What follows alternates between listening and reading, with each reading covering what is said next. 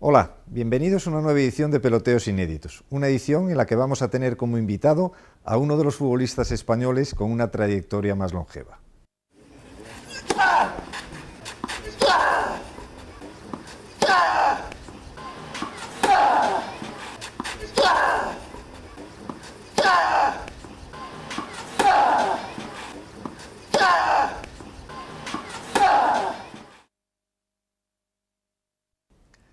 ...18 temporadas consecutivas en el Real Madrid, 8 títulos de Liga, 2 Copas del Rey, 2 Copas de UEFA, 2 Champions, 48 veces internacional, una trayectoria impresionante. Manolo Sanchís, su protagonista, ha sido testigo directo de toda una época del equipo merengue, una época que se inicia con la aparición de la Quinta del Buitre. La persona que decide que los 5 jugadores acaben uniéndose es Alfredo Di Stéfano, que es el que empieza de manera inhabitual a dar confianza a jugadores muy jóvenes en el primer equipo, se la juega y de esa apuesta sale la Quinta del Buitre y sale una generación que tremendamente apoyada por jugadores de una etapa intermedia y veteranos, pues conformar un equipo que ganó 5 ligas y que hizo que la gente en el Bernabéu se lo pasase realmente bien. Tú debutaste de la mano precisamente de Alfredo en Murcia, me parece, en un partido que ganasteis y que encima marcaste el gol, o sea que no pudiste debutar de forma Sí, mejor. ganamos 0-1, metí yo el gol y yo creo que ni el mejor de los sueños uno puede plantearse un debut más positivo que este. ¿Qué recuerdas de Alfredo Di Stéfano como entrenador? Porque Alfredo ha sido un mito en el Madrid, en el fútbol español, pero su etapa de entrenador pues no es una etapa que realmente se haya hablado demasiado de él, ¿no? Bueno, yo creo que él consiguió títulos en Valencia, creo que también estuvo entrenando en Argentina y yo cuando hablo de Alfredo, para mí es el gran personaje que ha dado al fútbol. Por supuesto que está metido dentro de la trilogía de mejores jugadores, junto con Pelé y con Maradona, pero para mí, por encima es una opinión personal, por supuesto que nadie se moleste y cada uno tenemos nuestra opinión formada por nuestras experiencias. Por encima de lo que puedan significar para el fútbol Pelé y Maradona, yo creo que Alfredo es el gran personaje del fútbol y la persona de la que más he aprendido yo a comportarme y a saber entender el mundo del fútbol junto con mi padre. Perder 2 ligas en el último partido no es habitual. Perderlas contra el mismo equipo sí es singular. Manolo nos explica su versión sobre lo acontecido en Tenerife. Fueron dos finales de temporada distintos, la verdad. El primer año, nosotros, la jornada 14 creo que era, sacábamos 8 puntos al segundo. Y a partir de ahí, nosotros entramos en una curva descendente que supimos solo mantenerla más o menos hasta esa última jornada. Y en la última jornada lo que no supimos cambiar fue la dinámica. Teníamos una dinámica de equipo con problemas y ese último partido seguimos con problemas. Y después de ganar 0-2, que íbamos ganando, pues acabamos perdiendo 3-2. Y el año siguiente fue justo lo contrario. El año siguiente íbamos de menos a más, llegamos con mucha fuerza al final de temporada. De hecho, el último partido antes de ir a Tenerife fue la vuelta de la Copa del Rey en Barcelona y remontamos allí una eliminatoria ganando 1-2. Pero hubo una circunstancia que uno se agarra a cualquier cosa para justificar lo que no le sale bien, pero una circunstancia que a nosotros nos marcó y fue que el desplazamiento de Madrid a Tenerife, para intentar evitar todo lo que era el mare magnum de gente, de medios y tal, se hizo en avión privado, en 2 pequeños aviones. Y uno de los 2 aviones, que llevaba a la mitad de la expedición, la mitad del equipo, se estropeó y estuvo durante 1 hora en vuelo. Y la avería que tenía era el sistema de aire acondicionado. Tuvimos la curiosidad, yo estaba en ese avión, por eso te lo cuento, de pesarnos al bajar. Habíamos perdido 3 kilos en media hora. Tensión. No de tensión, es que llegamos a estar a 60 grados casi dentro de la cabina. Entonces, y aparte del susto, pero sobre todo fue un problema a la pérdida de kilos, estamos hablando del día anterior a jugar el partido. Tuvimos que volver a Barajas, luego coger otro avión, llegamos cerca de la 1 de la madrugada a Tenerife, malcenamos, nos metimos a dormir y al día siguiente, a las 6 de la tarde, con el calor de las islas que castiga mucho, la mitad del equipo estaba destrozado. Y aquel día yo creo que nos ganaron porque nosotros no teníamos fuerza para hacer otra cosa. ¿Es cierto que nunca has tenido representante? Eso es cierto. O sea, siempre Eso es cierto. No sé si habrá sido... sido bueno o malo, pero nunca lo he tenido. También cuando yo empecé, estamos hablando de hace 18 años o 18 temporadas, pues tampoco era tan común la figura del representante. En aquel momento empezaban sobre todo a intermediar los grandes traspasos, pero no estaba tan institucionalizada como es ahora. Ahora es difícil, bueno, yo creo que es casi imposible encontrar un jugador que no tenga su representante. ¿Crees que eso beneficia o perjudica el ambiente del fútbol? ¿El representante? Depende del representante.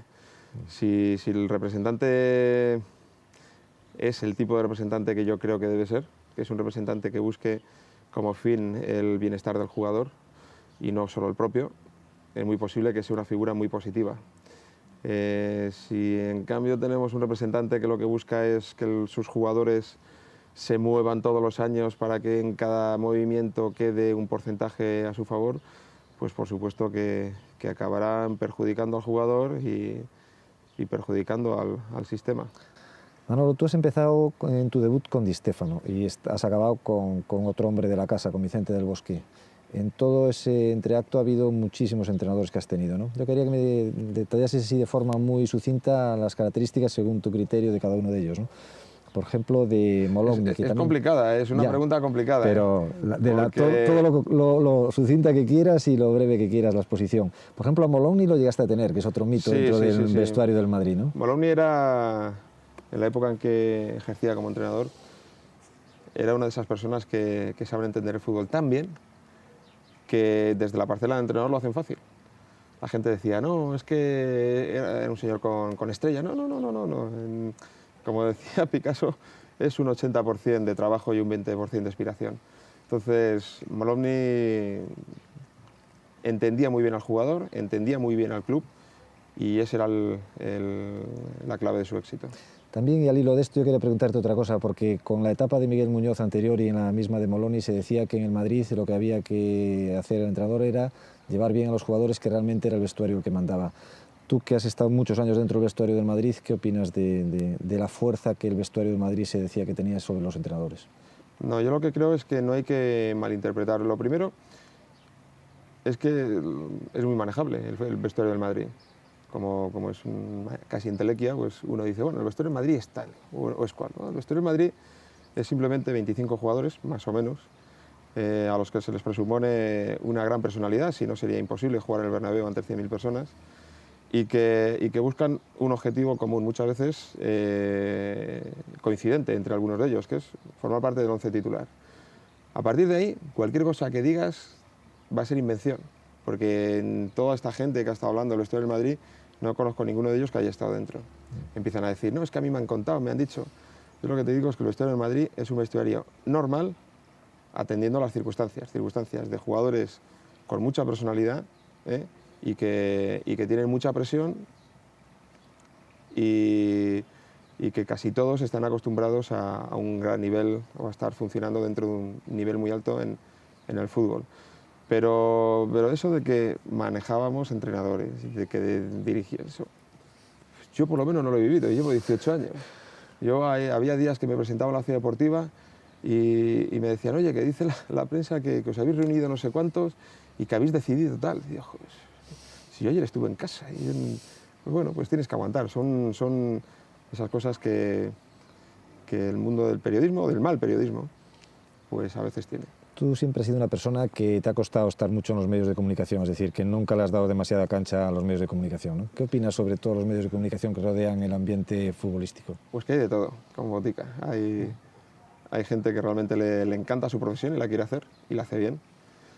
Y hay otros, menos, que encima de hacer esto, de hacer su profesión y hacerla bien y que le encante, tienen ética.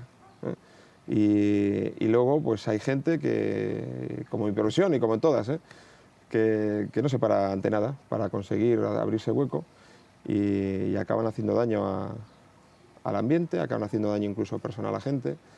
Es un mundo complicado, muy complicado, del que yo he intentado tener las ideas claras, mantener siempre una postura para que nadie se llevase ningún equívoco conmigo, y eso me ha hecho ser bastante hosco muchas veces. ¿Te has sentido respetado de todas formas en tu forma de ser en eso? Sí, en la mayoría de las ocasiones sí, quitando algunos casos en que esto no ha ocurrido, pero cada uno sabrá lo que hace. La mayoría de las veces he encontrado el mismo respeto que yo he ofrecido, lo he encontrado de vuelta. Siguiendo con los entrenadores, Ben Hacker. Ben Hacker es uno de los entrenadores. Yo siempre había pensado que el entrenador en su sitio, más teniendo un entrenador en casa, y yo en el otro. Y con Ben Hacker es con el primero que empiezo a tener una relación de más acercamiento. Él a mí me llamaba su sueco, ¿Así? que era su sueco porque decía que era un tío muy frío y tuvimos muy buena relación. Jorge Valdano. Jorge Valdano coincidió en lo que yo considero la etapa en la que mejor y más bien me lo he pasado y he jugado al fútbol. Encima quedamos campeones de liga y aunque luego me he ido desarrollando en algunas facetas de mi juego, mi plenitud yo creo que estuvo en aquella temporada. Benito Floro. Un tipo fantástico. Además, él venía de entrar al Albacete con su equipo. Fue una de las primeras personas que intentó introducir la figura complicada del psicólogo dentro del mundo del fútbol, y con el que mantuve y sigo manteniendo una gran relación y del que aprendí bastante. Sí. La figura del psicólogo en el tema del deporte en general de competición es una cosa que en todos los simposios se habla como un avance que el deporte de alta competición necesita. Se ha hablado mucho de que es muy difícil ser psicólogo en el mundo del fútbol si no has sido futbolista o si no conoces bien el tema del fútbol. ¿Tú qué opinas? ¿Que tiene que ser el propio entrenador o que realmente un psicólogo para aguantar la presión de la alta competición sería necesario? Yo creo que el psicólogo a lo largo de una temporada puede ser una herramienta más de trabajo, pero siempre que el psicólogo cumpla con las condiciones que necesita por lo menos un equipo de fútbol, si no es contraproducente. Nosotros tuvimos 2 etapas de los 2 años de Floro en las que participaron 2 psicólogos distintos. El primero era un señor, un gran psicólogo que venía de la universidad, pero no estaba familiarizado con el mundo del fútbol y fueron todo problemas. La segunda etapa vino Emilio Lamparero, que era el psicólogo del equipo Maya de ciclismo, del Albacete, un psicólogo fantástico, y yo creo que ese tipo de psicólogo ya adaptado a la dinámica de un equipo deportivo sí que es positivo. Radomir Antic. Pues llegó en una etapa dificilísima. Yo creo que es la racha de derrotas más larga que yo he tenido en el equipo, y él desembarca en ese momento, complicadísimo, y consigue darle un giro de 180 grados a la dinámica del equipo, hasta tal punto de que él llega, perdemos el primer partido y a partir de ahí jugamos 10 partidos y ganamos creo que 9 y empatamos 1. Acaba la temporada, empieza la siguiente y de los 13 primeros ganamos 12 y empatamos 1. O sea, aquello fue una racha impresionante. Luego las cosas se torcieron y él como entrenador ya ha ido a otros equipos, pero a mí me sorprendió la capacidad que tuvo en aquel momento para cambiar una dinámica de perdedor a dinámica de ganador. John Toshack es un hombre con el que a ti se te ha siempre dicho algo de polémica en la primera etapa. Sí, nosotros en la primera etapa tuvimos algunos momentos complicados. Él tuvo un primer año en que nos salió al equipo todo muy bien. La segunda temporada las cosas se pusieron más complicadas. Yo era uno de los jugadores pues en aquel momento que más tiempo llevaba la plantilla y pues, la relación en el vestuario se complicó un poquillo, incluso pues él no acabó la temporada en ese año, hubo cambio de entrenador, se enrareció mucho la temporada y nuestra relación pues tuvo sus altibajos. ¿Y en la segunda etapa? En la segunda etapa conseguimos, yo creo que con un poco más de seni, como dicen los catalanes, por ambas partes conseguimos mantener una relación mucho más cordial. Hugh Heykins. Una persona a la que le tengo mucho cariño. Él hizo posible uno de mis grandes sueños, que era la 7ª Copa Europa. Además, fue con uno de los entrenadores, junto con Jorge Valdano, con los que yo ya empiezo a tener una relación directa. Ya empiezo a acercarme a la persona que hay detrás del entrenador, y te hace, por un lado, compartir todos sus momentos buenos y por otro apoyarle en los que no son tan buenos. Vicente del Bosque, una gran sorpresa para el gran público, aunque no tanto para los que le conocen. Yo creo que Vicente tiene muchísimas cualidades, tiene principalmente la cualidad de la sensatez. En este mundo la sensatez es escasísima y él es muy sensato, además es muy buena persona. Y cada vez que actúa en ruedas de prensa, con un jugador, con una alineación o con un movimiento desde el banquillo, pues lo hace con total humildad y sensatez. Y eso obra maravillas en el mundo del fútbol. Nosotros somos un vestuario muy complicado en cuanto a que tenemos 25 jugadores que todos quieren jugar y encima, a diferencia de otros clubes, pues casi siempre son 25 figuras y aun con todo y con eso funciona bien. Pero claro, cuando llega una persona a intentar que el vestuario vaya consiguiendo objetivos, tiene que tener muchísima mano izquierda. Y para eso hace falta cualidades. Una de ellas es ser listo, otra ser buena persona y otra pues ser honesto, ser tranquilo, ser como Vicente está demostrando que es.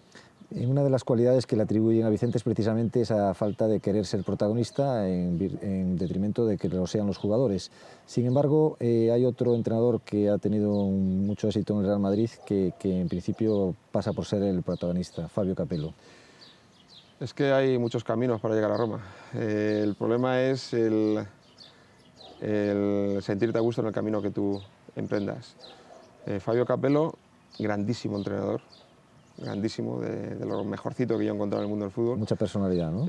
Ya no solo personalidad se le presupone también a todos los entrenadores que llegan a serlo del Madrid, con las ideas muy claras, otro bien escaso en este mundo. Él sabía por dónde quería llevar al equipo, sabía a lo que se arriesgaba, sabía encima el coste que eso tenía. Él era un entrenador que hacía que el equipo funcionase al límite. Y cuando las cosas están al límite, acaban erosionándose antes. Entonces él sabía manejar esas situaciones al límite, sabía que además su longevidad en los equipos no puede ser larga porque son relaciones demasiado latinas, pero él lo tenía claro y desde el punto de que lo tuvo claro llevó al equipo a ser campeón en aquel año y no hubo un segundo año porque acabó volviendo a Milán. Manolo, hemos hablado de los entrenadores, tú también has tenido algunos presidentes menos en tu etapa, ¿no? Luis de Carlos creo que sí. fuiste, Ramón Mendoza, Lorenzo Sanz y Florentino Pérez. Sí. ¿Qué me podías decir así brevemente de todos ellos? ¿De Luis de pues Carlos? Luis de Carlos es la persona que está en la presidencia cuando llego al equipo. Estoy poco tiempo, además yo era en aquel momento un crío que tampoco se fijaba mucho en quién presidía su club.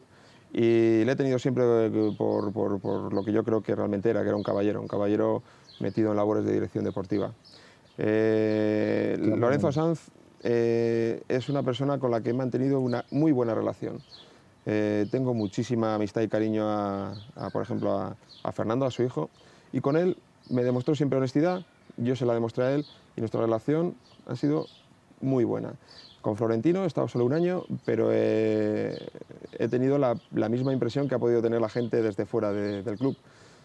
Es increíble que una persona que viene desde el mundo de la empresa y relacionada más bien con la promoción y la construcción, haya atinado en cada una de las decisiones que ha ido tomando de forma tan contundente. Yo hay cosas que llevaba soñando con ellas tiempo y ha llegado un señor del mundo de los ladrillos y las ha hecho en su primer año muy bien asesorado, que esa es una de las mayores virtudes para mí del actual presidente, que es que sabe delegar muy bien. Y eso es para mí parte de su éxito. Y luego llega, que lo he dejado al final de forma... que es Ramón Mendoza. Ramón Mendoza es el presidente que más tiempo ha estado conmigo, han sido casi 13 años. Y encima ha sido una relación que no acabó cuando se fue, sino que siguió y encima siguió mucho más fuerte, más íntima, hasta el punto de considerarle, yo por lo menos, parte de mi familia.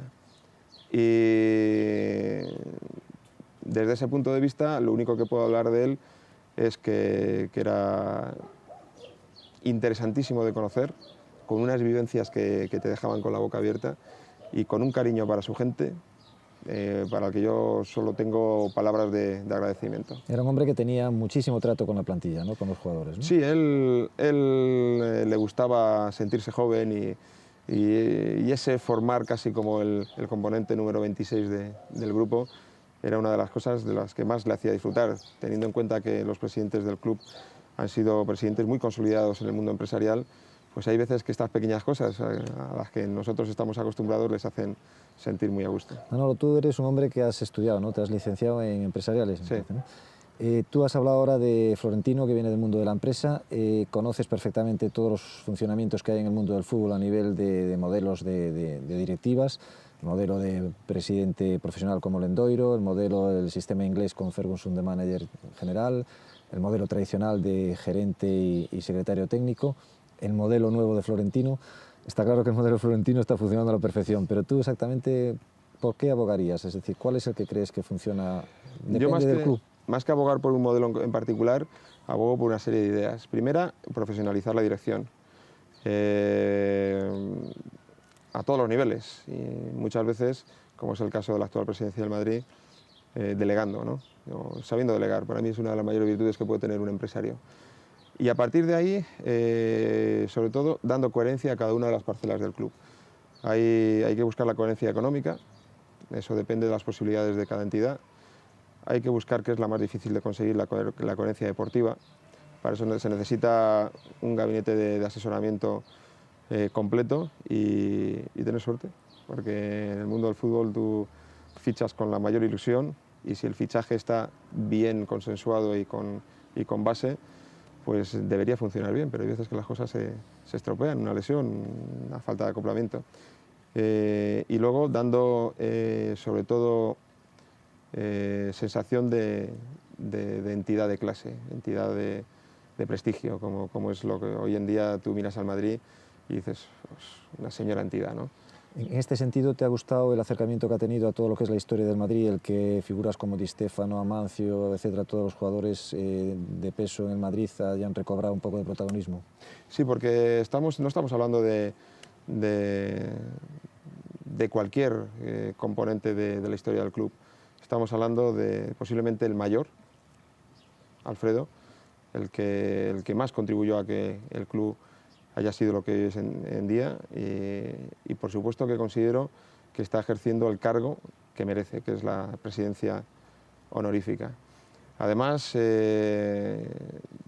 una cosa que me gusta comprobar es cada vez que el club tiene que asistir a un acto donde se le reconoce alguna de las virtudes, a donde se le premia, la figura de Alfredo siempre está presente. Y el que podría estar, que es el actual presidente, que es don Florentino Pérez, pues se queda en un segundo plano. Eso me parece que contribuye a la sensación de caché que tiene nuestro club. Manolo, pasando al tema de jugadores, tú eres un jugador que has sido polivalente, que es un jugador muy completo. ¿Cuál es el puesto que realmente a ti más te gustaba jugar? Hombre, yo donde más he disfrutado ha sido en el centrocampo. Lógico, ¿no? Tocas mucho más el balón, atacas más. Participas en todo. Participas mucho más, te lo pasas mejor y encima eliminas una gran dosis de responsabilidad, que es la que se carga al máximo cuando juegas detrás. Pero tengo que ser honesto conmigo mismo y con mi carrera, y donde la he desarrollado en un 75% ha sido en la defensa, tanto de central como de libre. En los dos sitios las características que se requieren de jugador son parecidas, no iguales, pero parecidas. Solo cambiaba fundamentalmente la responsabilidad. Si fallas atrás, la has armado. Si fallas en el centrocampo todavía está la cosa por resolver. Y luego, mientras que atrás las jugadas son, pues a lo mejor te la juegas 5 veces durante el partido, el haber hecho un buen partido no, en el centrocampo pues tocas el balón 100 veces y vas consiguiendo puntuar casi como en el boxeo, ¿no? Punto a punto. Manolo, a lo largo de todos estos 18 años has jugado con jugadores impresionantes, los mejores del mundo, tanto como compañeros como rivales. ¿Qué jugadores destacarías más de todos los que más te han impresionado como rivales, por ejemplo? Sin duda hay dos que los considero los grandes cracks de la época en la que yo he jugado al fútbol, que han sido Maradona, el número 1 como jugador, y Marco Van Basten, el número 2. Entonces, luego ha habido jugadores que han sido grandísimos jugadores, pero por encima de todos ellos han estado estos dos. Tú has ganado más de 20 títulos importantes con el Real Madrid. Si te pregunto cuál te ha hecho más ilusión, probablemente me digas que las Copas de Europa, ¿no? Te diría el que conseguí el 20 de mayo del 98.